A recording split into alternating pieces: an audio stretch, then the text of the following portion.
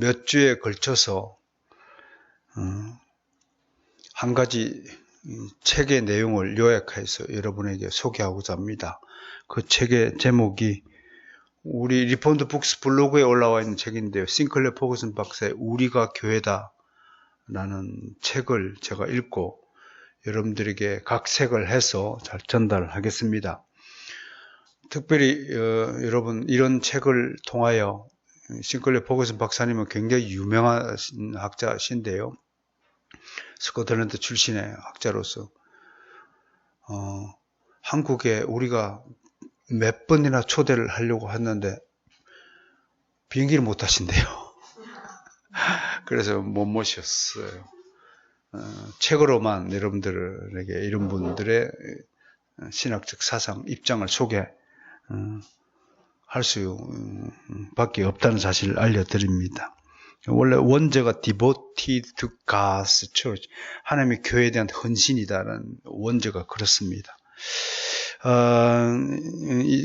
포거슨 박사님이 이 책에서 교회가 무엇인가, 그리스도인이 된다는 것은 어떤 의미를 가지는가에 대해 아주 굉장히 진지하게 논합니다. 그러면서 마지막 장에서 결국 우리는 세계를 향하여 뻗어나가야 한다. 선교의 과제를 최종적으로 우리가 수행해야 한다. 땅끝까지 이르러 뭐가 되어야 된다고 그랬죠? 내 증인이 되리라. 우리는 어떻든 마지막 불꽃을 선교에다가 쏟아야 된다. 그러면서도 이 분은 이 책을 무슨 질문을 던짐으로써 시작하냐면 우리는 어떻게 그리스도인이 됩니까? 라는 질문을 던지면서 이 책을 시작합니다. 여러분, 이 책에 대한 가장 적절한 대답이 어디 있냐면 여러 구절을 들을 수 있지만 저는 로마서 10장 9절을 여러분에게 소개합니다. 한번 펼쳐볼까요? 로마서 10장 9절.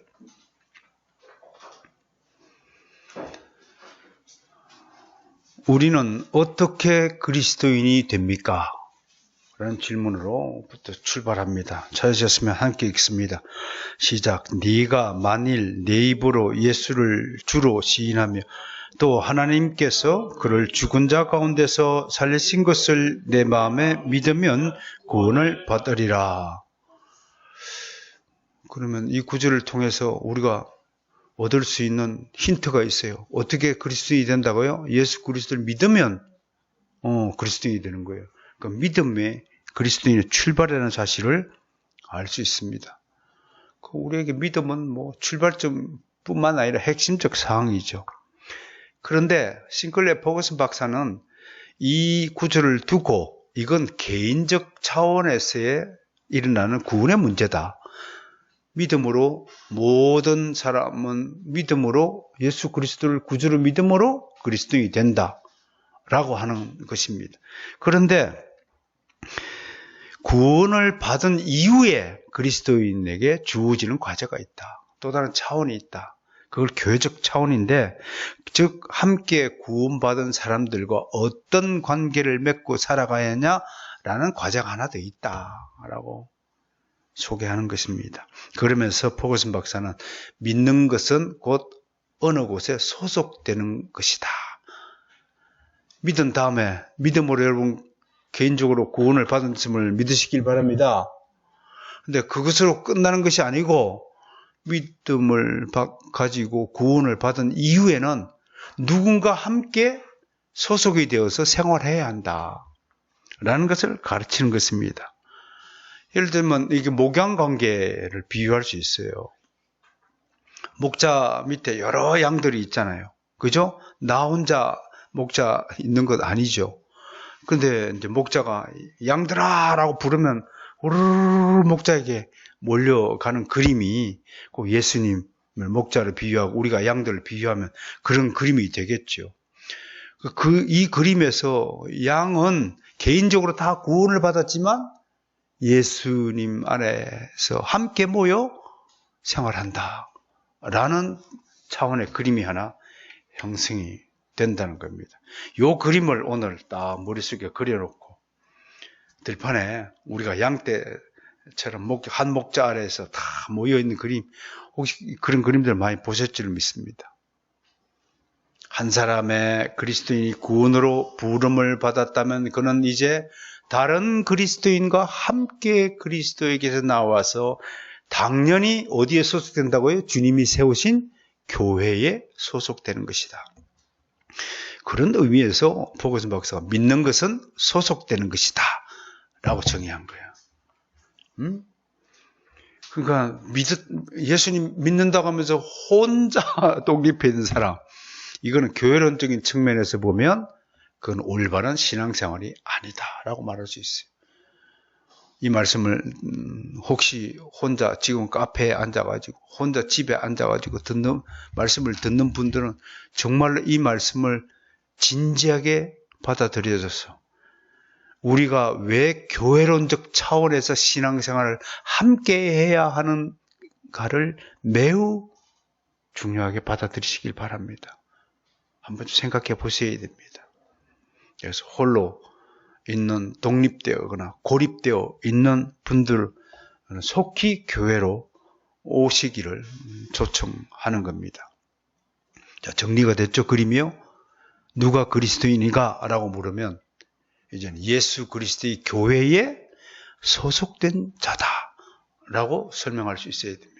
그런데 교회에 다니는 자가 아니고 교회에 소속되는 자. 대한민국에 여행을 100번 왔다 갔다 해도 그건 대한민국 사람이 아니에요. 대한민국 국민에 소속된 자야만 대한민국 국민으로서의 권리, 자격을 갖추는 것이라고 말할 수 있습니다. 그런데 사실 여러분, 우리 교회에 오기 전까지만 해도 여러분들은 어떤 존재였냐면 교회에 소속된다는 생각조차 못했고 그 의미조차도 몰랐고 이것이 얼마나 중요한 것인가에 대해서 별로 생각지도 않고 그냥 예수님 좋아서 그냥 다니신 거예요. 물론 그것도 뭐 칭찬받을 만한 일이라고 생각을 해요. 그러나 우리 교회는 교회 중에 교회라고 자부하는 개혁교회로서 좀 더 중요한 의미를 파악하고 살아가야 하겠다는 것을 말씀을 드립니다. 그러므로 성숙한 그리스도인은 항상 머릿속에 성경은 이에 대해서 뭐라고 말씀하고 있지? 항상 이걸 따져야 된단 말이에요. 우리 선희 씨가 밴드에도 그렇게 자기 신앙 고백을 했어요. 성경이 가라면 가고, 멈추라면 멈추고, 하라면 하고, 하지 말라면 하지 말고, 성경이 죽으라면 죽고, 살라면 살고, 오직 성경. 다시 따라합시다. 가슴 서놓고 솔라 스크립투라. 이게 얼마나 중요한 원칙인가를 아셔야 됩니다. 세상 사람들은 뭐 성경을 조금 벗어나면 어때? 성경이 그렇게 절대적 지침이 될 만한 것이야. 성경을 지키면 현대인으로서 살아가기에 너무나 부딪히는 것이 많은데 어떻게 목사님 성경대로 살 수 있습니까? 라는 생각이 수골백 번 든다 할지라도 여러분들의 결론은 그래도 나는 성경대로 살 거야 라고 말씀을 고백할 수 있어야 된다는 것을 강조합니다. 그럴 수 있죠, 여러분? 이제 여러분 개혁교회 성도로서 오직 성경의 정신을 지킬 수 있다고 저는 믿어 의심치 않습니다.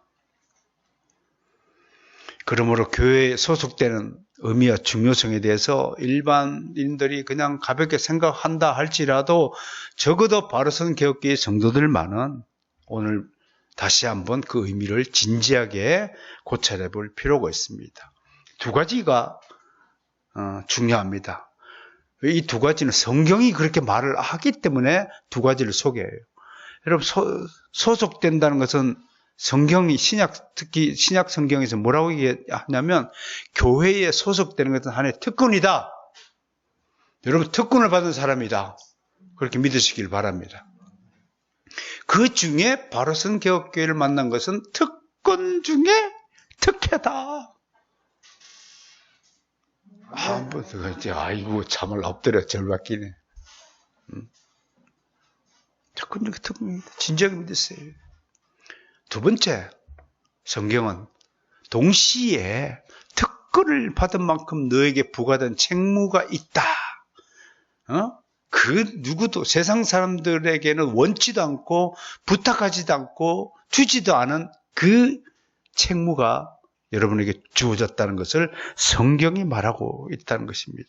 그러므로 누구든지 교회에 소속되기 위해서는 이 특권에 대한 특별한 감사를 잊지 마시기를 바라고, 동시에 나에게 엄청나게 중요한 과제가 주어졌다.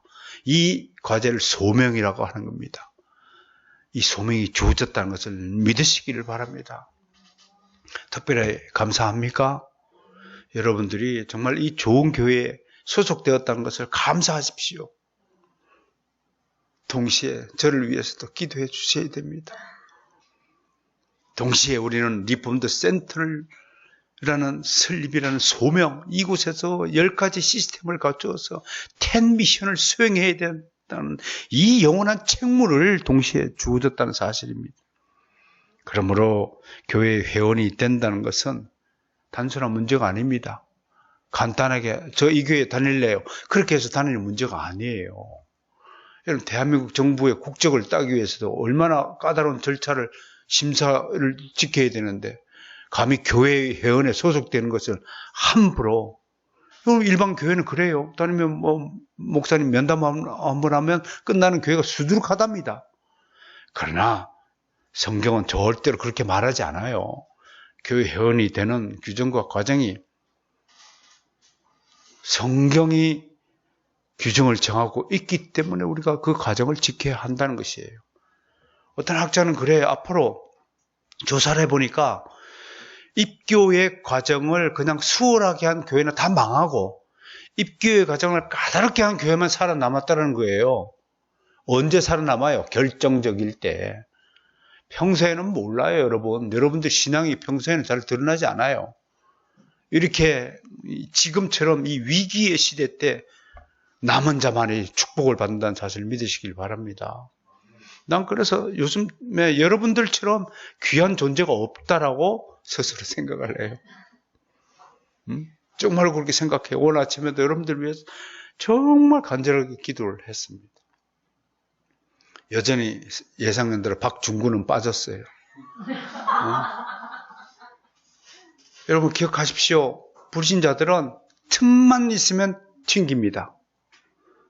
기회만 있으면 핑계거리를 찾습니다. 변명거리를 찾습니다. 여러분, 이사하는 일하고 교회 다니는 거하고 뭔 관계가 있대요? 그런데도 억지로 관계를 만듭니다. 이삿짐을 정리해야 되기 때문에. 여러분, 신실한 신자라면 주일 예배 다 드리고 잠을 줄여서라도 이삿짐 정리해야 됩니다. 그것이 신실한 신자가 해야 할 일입니다. 내가 그분 개인을 두고 하는 말이 아니에요, 지금요. 우리의 신앙의 상태, 신앙의 그 올곧은 그 심지를 어떻게 마음속에 탁 심어 놓고 살아야 하는가를 말하는 겁니다. 그러므로 입교는 교회법과 관례 등 정해진 절차에 따라서 회원을 받아들여야 한다는 것을 말씀을 드립니다. 무엇보다도 교회는요, 주님이 최고로 사랑하는 대상입니다.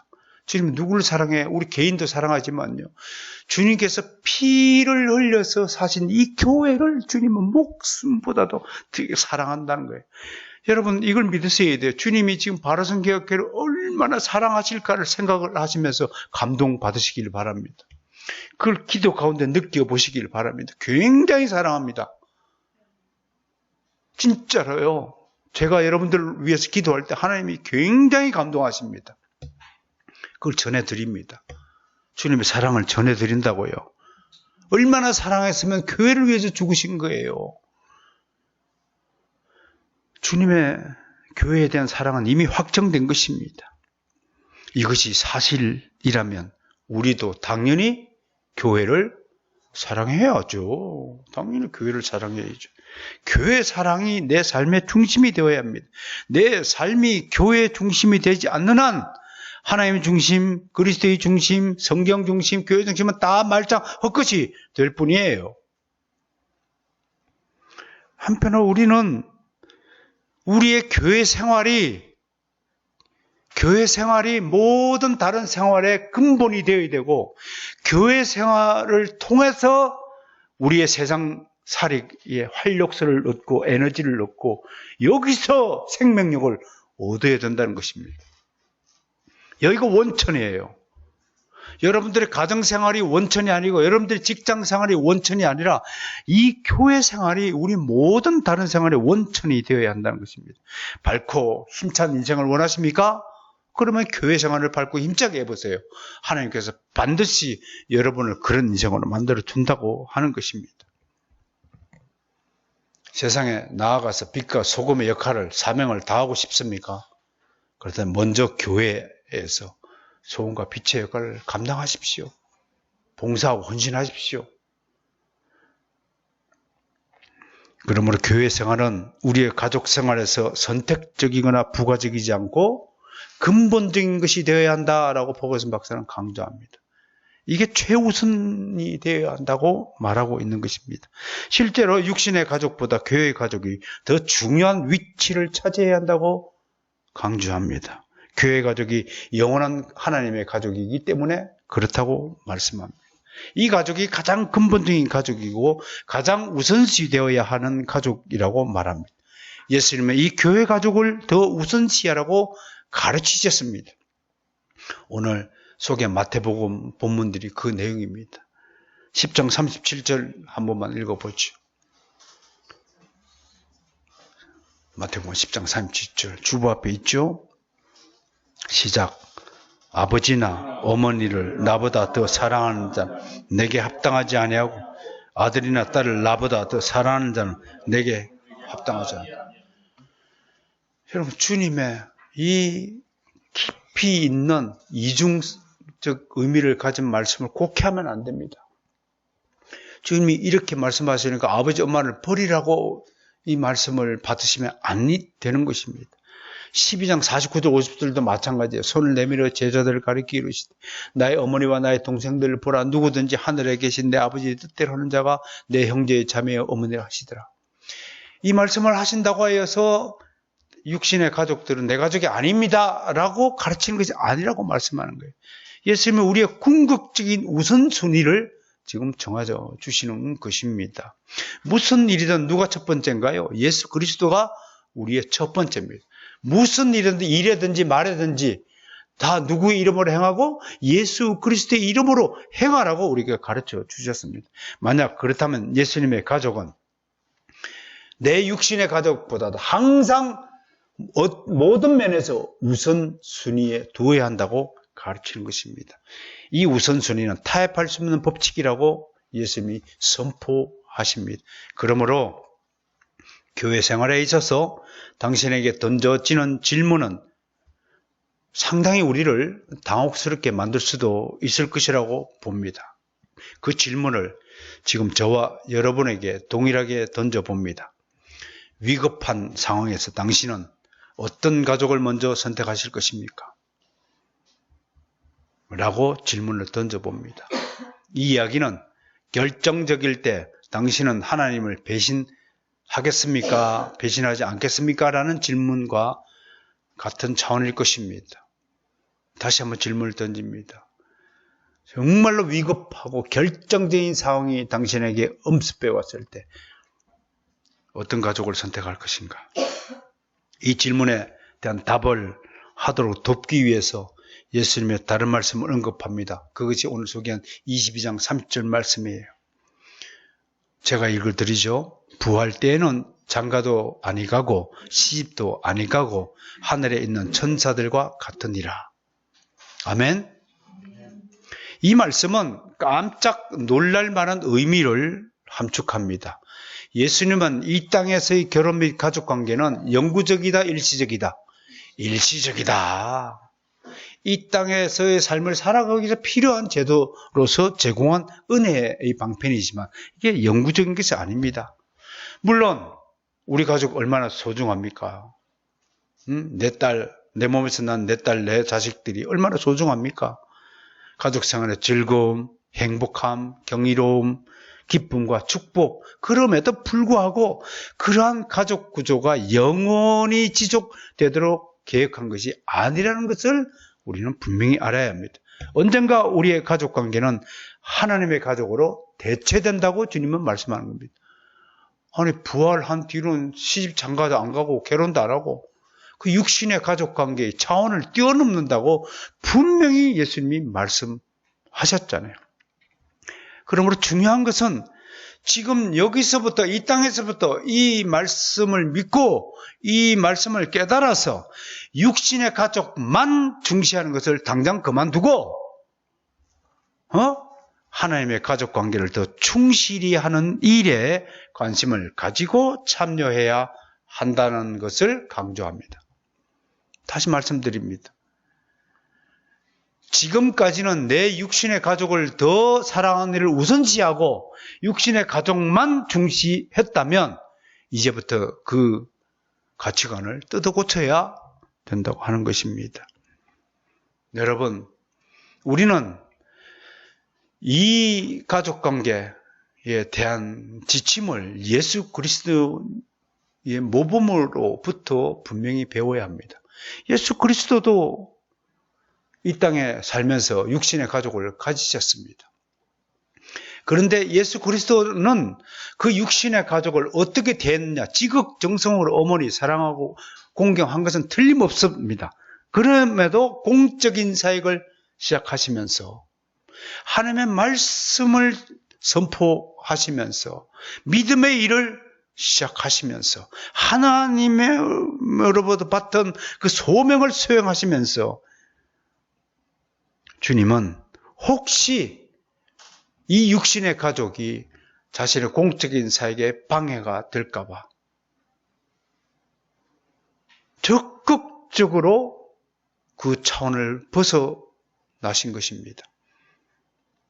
말씀을 한적 선포하는데 누가 그러는 거예요. 주님, 바깥에 어머니하고 당신 형제가 찾아왔어요. 그랬더니 주님이 당장 손을 내밀어 제자들을 가리켜 이르시되 나의 어머니와 나의 동생들을 보라.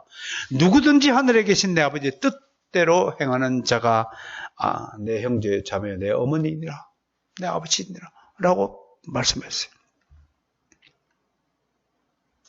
그렇다면 거꾸로 뒤집어 놓고 보면 예수님을 찾아온 육신의 가족 중에도 하나님의 뜻대로 행치 않는 자가 있다라는 것을 우리는 암시적으로 전제할 수 있습니다.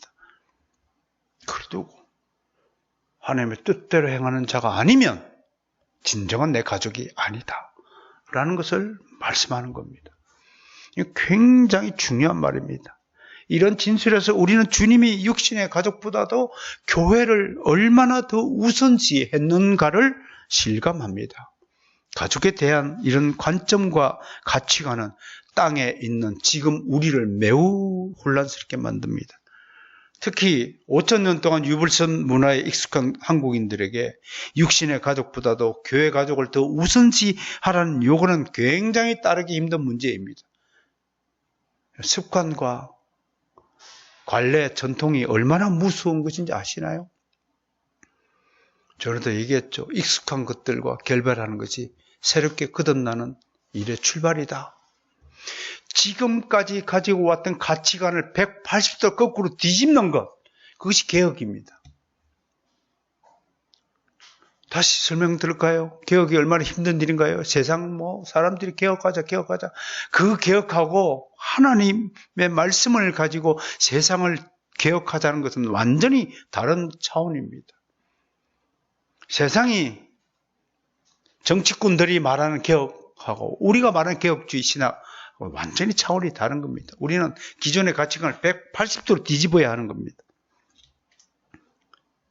그러니 땅의 가치관에 함몰되어서 평생을 그렇게 살아왔고 그것이 당연한 것처럼 여겨져 왔던 한국 사람들에게 교회가 우선이라고요?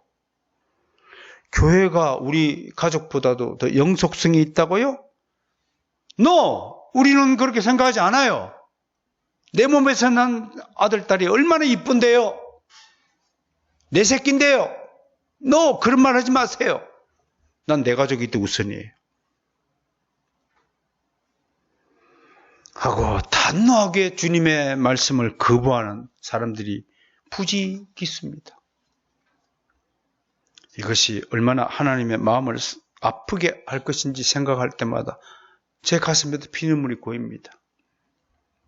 자식을 자기 분신으로 여기는 부모가 절비합니다. 요즘처럼 한 아이를 둔 젊은 부모들에게 자식은 한마디로 우상입니다. 카톡이나 SNS상에 등재된 사진들은 온통 자기 자녀 사진으로 도배가 되어 있습니다. 하나님을 사랑한다는 표현 한마디 하면 좀 더 나을 텐데, 이 젊은 엄마는 자신이 아무리 부정한다 해도 자녀가 우상입니다. 자녀에게 무슨 일이라도 일어났다는 소식을 듣는 순간 그 젊은 엄마는 벌벌 떨면서 안절부절하지 못합니다. 두말할 것 없이 우선순위에서 자기 자녀가 교회나 주님보다도 앞서고 있다는 결정적인 증거들입니다. 오늘 당연히 성찬식을 해야 됨에도 불구하고 아무도 교회 일에 관심을 기울이지 않는 것이 지금 여러분들의 형편입니다. 상황입니다. 현재 수준입니다. 여러분들의 신앙의 현 실태가 있는 것입니다. 난 분명하게 여러분들을 꾸짖습니다. 제 자신을 먼저 꾸짖습니다. 그리고 여러분들 동시에 하나님께 꾸지람을 받아야 됩니다. 이게 우리 현 주소입니다.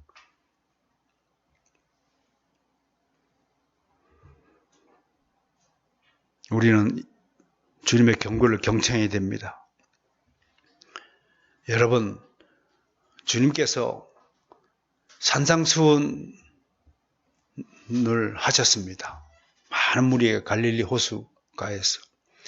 그런데 그 산상수훈을 말씀을 마치면서 뭐라고 매조지 하신 줄 아십니까? 다 5,000명 무리, 오병이어 기적도 일으키면서 수많은 무리가 예수님 말씀을 들었어요. 그런데 마지막 말씀이 뭔 줄 아세요? 거의 마지막에 와서 이렇게 얘기했어요. 마태복음 7장 21절 말씀. 나더러 주여 주여 하는 자마다 다 천국에 들어갈 것이 아니요 다만 하늘에 계신 내 아버지의 뜻대로 행하는 자라야 들어가리라 라는 말씀으로 산상수훈을 마치셨어요. 앞에 보세요. 심령이 가난한 자는 복이 있나니 천국이 다 그들의 것이요 하면서 잔잔하고 주옥 같은 정말로 보물, 보석 같은 말씀을 다 사람들에게 설명하면서 이 말씀을 듣고 행치 않으면 아무 소용이 없다라고 경고하셨습니다. 우리는 이런 자식을 우상으로 둔 부모들은 예수님의 가르침에서 매우 중요한 강조점을 놓치고 있다라고 포거슨 박사는 일갈합니다. 우리가 그리스도보다도 다른 어떤 것을 절대적으로 우선순위를 두는 한 우리는 결코 그리스도가 우리에게 주시고자 하는 모든 복락을 누리는 것에서 다 제외된다.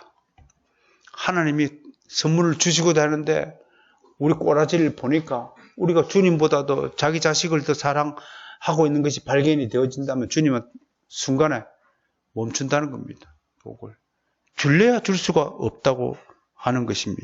우리가 그리스도인이라면서 교회 생활을 하면서 주님보다 더 좋은 어떤 것을 택하면 그 선택은 가장 좋은 보물을 훼손하는 가장 나쁜 선택이 된다라고 합니다. 그렇게 함으로써 그는 가장 좋은 것을 결국 잃어버리고 말 것이라고 경고합니다. 결국 우상숭배자는 주님과의 모든 관계가 다 파괴된다, 붕괴된다 라고 경고합니다. 하나님은 자기의 자녀가 다른 우상에 빠져 그것을 더 사랑하는 행위를 질투하시고 미워합니다. 우상숭배는 하나님의 심판에 불에 처해진다고 경고합니다. 우상숭배는 엄청나게 무서운 범죄입니다. 모든 범죄 중에서 최고의 범죄가 우상숭배입니다. 나 외에 다른 신을 믿지 말라. 그 신이 우리 속에 있다면 세상을 사랑하고 자식을 숭배하고 돈을 사랑하는 것이 혹시 우리가 섬기는 대상이라면 우리는 즉시 그 대상을 포기해야 할 것입니다. 여기서 우리는 또 한 번 다른 질문을 한번 던져봐야 되겠습니다. 주님이 왜 육신의 가족보다 교회 가족을 먼저 사랑하라고 하셨을까요? 중요한 원리는 이것입니다. 그것은 하나님이 정하신 우선순위의 질서를 지키지 않으면 모든 것이 어긋나기 때문이라고 대답을 합니다. 가령 당신의 현재 가족을, 육신의 가족을 더 사랑하고 건강하고 행복한 가정을 원하십니까? 그렇다면 하나님의 가족관계를 먼저 정비해야 나머지가 풀리는 것입니다. 얽혀있는 실타래가 있으면 그걸 풀어야 문제가 해결이 되듯이 모든 관계의 문제는 당신이 하나님의 가족을 얼마나 더 사랑하는가, 교회를 더 얼마나 사랑하는가라는 문제를 해결해야 다른 문제가 해결된다고 하는 것입니다. 하나님의 가족을 먼저 사랑한다면 당신은 모든 문제를 해결받고 두 가족을 동시에 얻게 되는 축복을 누린다라고 우리를 위로합니다. 여러분, 정말로 여러분들에게 주어진 육신의 가족을 더 사랑하고 싶습니까? 주님은 이렇게 말씀하십니다. 먼저 교회를 더 사랑해라. 그렇다면 하나님의 축복이 너에게 임하겠어. 내 자녀가 너에게 효도할 것이고 내 자녀가 어딜 가든지 번성하게 될 것이다 라고 약속을 하는 것입니다. 이 사실을 절대로 잊지 마십시오. 어떤 가족이든 어떤 가정이든 단독적으로는 참되고 온전한 그리스도인의 가정이 되는데 필요한 자원을 다 가지고 있지 않습니다. 가령 한 아이를 훌륭한 그리스도인으로 양육하고 싶습니까? 그러면 단지 육신의 부모의 조력만으로는 부족하다고 하는 것입니다. 반드시 영적인 부모의 도움이 필요하다고 하는 것입니다. 그래서 여러분을 영적인 자녀를 키우기 위해서 부족하지만 하나님은 당신을 대리한 목자들을 여러분 앞에 세우셔서 지도받고 훈계를 받으며 교회 생활을 하도록 하나님이 조치하신 것입니다. 여러분, 당신의 자녀에게 너의 인생에서 교회가 얼마나 중요하고 필요한 것인가를 가르치길 바랍니다.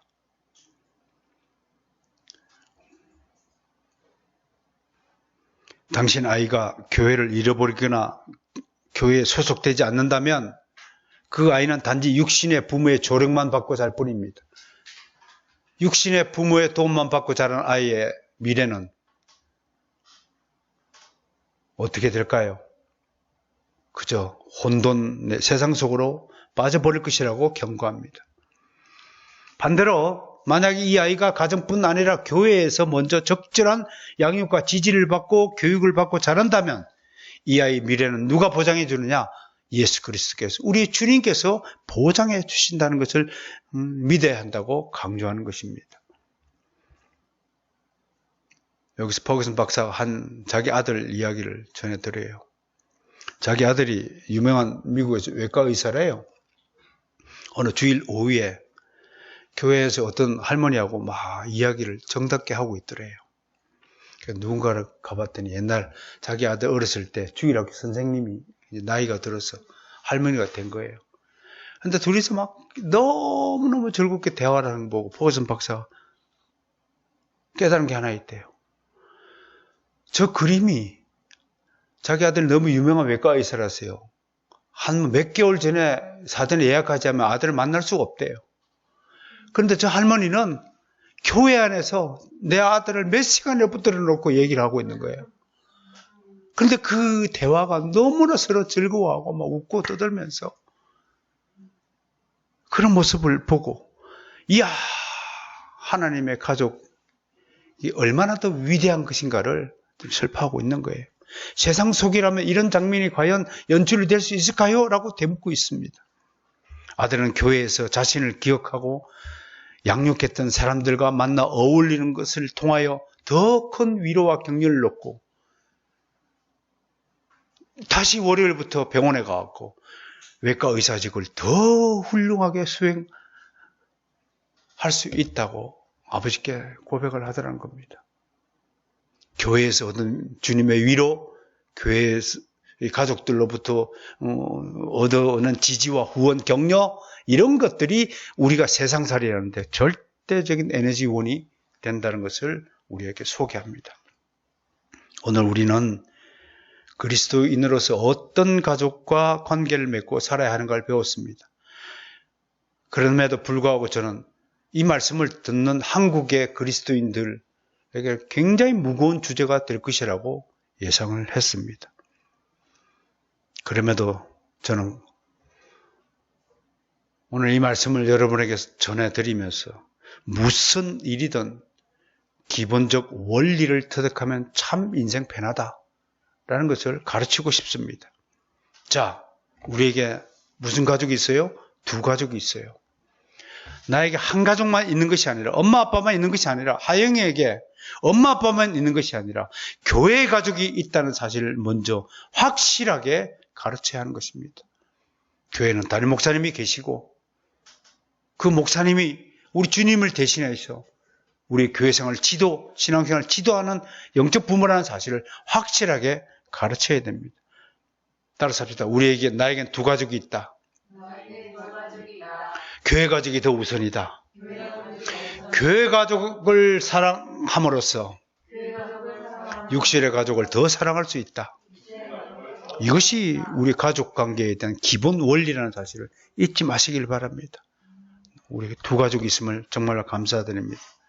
무엇보다도 교회는 하나님 나라입니다. 예수 그리스도의 나라입니다. 이 나라에는 예수님의 가족들이 함께 거주하고 영원한 생명을 가지고 살아가는 나라입니다. 어떤 가족들은 홀로 예수님의 가족이 되신 분도 있습니다. 어떤 가족들은 참으로 행복하게 육신의 가족 모두가 교회 가족이 된 분들도 있습니다. 그러나 중요한 것은 모든 그리스도인은 하나님 나라에서 하나님의 가족이 되었다는 것입니다. 육신의 가족은 이 사실을 깨닫지 못합니다. 하나님 나라의 가족이 되었다는 사실 얼마나 위대한 축복의 결과라는 사실을 깨달아야 하는 것입니다. 그러므로 동시에 가족이 되었다는 것은 가족 같다라는 뜻이 아닙니다. 교회는 단순히 가족 같은 것이 아니라 하나님의 가족이다 라는 것을 선포합니다. 가족 같은 것이 아닙니다. 9월 24일자로 제 딸의 성본을 법적으로 변경했습니다. 제가 이 사실을 밝히는 것은 저는 왜 외국의 목사들은 주님의 말씀을 실천하기 위해서, 사랑을 증거하기 위해서 버려진 아이들을 입양을 하여서 키우는 것을 당연시 여기는데 왜 한국의 목회자들은 눈을 씻고 봐도 자기 몸에서 태어난 자식이 아니면 자식으로 취급하지 않는 이 우상 숭배의 문화를 깨뜨리고 하는 사람이 적을까? 지새끼만 그냥 보듬게 안고 이뻐하는 모습, 그거 뭐 나쁘다고는 할 수 없지만 뭔가 좀 결핍이 된 것 같다. 그래서 제 스스로 제 딸을 굳어서, 지는 또 지가 또 나를 먹이 산다고 그렇게 떠들고 있지만, 딸을 삼은 지 꽤 오래됐습니다. 그런데 어딜 가나 한국 사람들은 묻지 말아야 될, 결코 다른 사람의 인격과 처지를 곤란하게 하는 질문을 던지지 말아야 됨에도 불구하고 늘 한국인의 문제가 뭐예요? 기어이 그 질문을 던짐으로써 속을 시원하게 만들어야 되는 의도를 감추지 않습니다. 그게 얼마나 나쁜 일인가를 의식하지 못하면서, 성이 다른데요? 성이 다르면 부녀관계가 성립이 안 된다는 이 고질적인 병폐를, 육신의 가족주의에 완전히 함몰된 가치관을 버리지 않으면서 하나님의 가족을 모멸감을 주는, 그래서 저보다도 제 딸이 더 상처를 받는 것을 원치 않아서 이번에 신청을 해서 바꿨습니다. 굳이 하지 않아야 될 일을 제가 이렇게 한 것은 한국 교회에게 고합니다. 더 이상 하나님의 가족을 더 중시하고자 하는 풍토를 멸시하지 마시길 바랍니다. 그런 더러운 생각들, 우상의 문화를 우리 속에서 다 걷어내야 한다고 하는 것입니다. 하나님이 우리 아버지시고 우리는 그분의 자녀이고 우리는 형제 자매가 되었습니다. 이 가족이 영원무건한 가장 근본적인 가족이라는 사실을 명심도 명심해야 되겠습니다. 마지막으로 교회는 사람들을 회원으로 맞아들이는 나름의 과정이 있습니다. 조금 전에도 소개했다시피 어떤 교회는 예비 회원들에게 한두 사람의 리더들과 면담을 하면 입교가 되는 곳도 있습니다. 그러나 대부분의 교회는 새가족반, 구도자 반 같은 모임을 만들어 놓고 받아들입니다. 그런데 안타까운 것은 이 과정 또한 그저 형식적인 것으로 머물고 있다는 것입니다. 우리 교회처럼 입교의 과정을 정해서 반드시 기초교육 과정을 거친 다음에 입교를 실시하는 교회도 드물다 하겠습니다. 사람들은 그럴 것입니다. 요즘 세상에 교회가 지천에 널렸는데 뭐 당신 교회만 그렇게 입교를 과정을 까다롭게 하면 누가 당신 교회에 입교하겠습니까? 저는 그들에게 묻습니다. 나더러 주여 주여 하는 자마다 천국에 갈 것이 아닙니다. 하늘에 계신 하나님 뜻대로 우리는 성경이 가려면 가고 멈추라면 멈춥니다. 성경 어느 구절에서 교회 회원에 소속되는 것을 그렇게 함부로 남발하라고 가르치고 있습니까? 지금 당신 옆에 있는 교회 가족을 바라보세요. 그 가족이 이제 나에게 어떤 의미로 다가오는지 생각해 보셔야 합니다. 여전히 낯설고 친숙한 모습이 아니라면 당신은 아직 육신의 가족 관계를 더 중시하는 사람일 것입니다. 만약 지금 당신의 가슴 속에서 교회 가족에 대한 새로운 사랑과 가치관이 생겼다면 이제 당신은 진정한 그리스도인이 되었다는 것을 뜻합니다. 저는 마지막으로 여러분들께 감사 인사를 전합니다. 우리 교회 가족은 나름대로 밴드와 단체 카톡을 통해서 수시로 여러분들이 서로 인사를 묻고 서로 소식을 전하고 서로 마음을 전달하고 무슨 일이 생기면 고지하고 함께 동참을 격려하고 있는 모습을 볼 때 나는 그래도 기쁩니다. 우리 교회는 그래도 하나님의 가족을 더 중시하는 교회구나 라는 위안을 얻습니다. 여러분, 우리는 바르선 교회라는 이름의 한 가족이 되었음을 믿으시길 바랍니다. 육신적으로는 성격 다르고 기질 다르고 가치관, 습관들, 다른 전통과 경력과 능력과 재능들을 다 각자 가진 사람들이지만 그러나 중요한 것은 주님께서 친히 핏값을 치르고 세우신 바르선 개혁교회의 가족이 되었다는 사실을 자랑스럽게 생각하고 믿으시기 바랍니다. 더욱 사랑합시다. 하나님 감사합니다.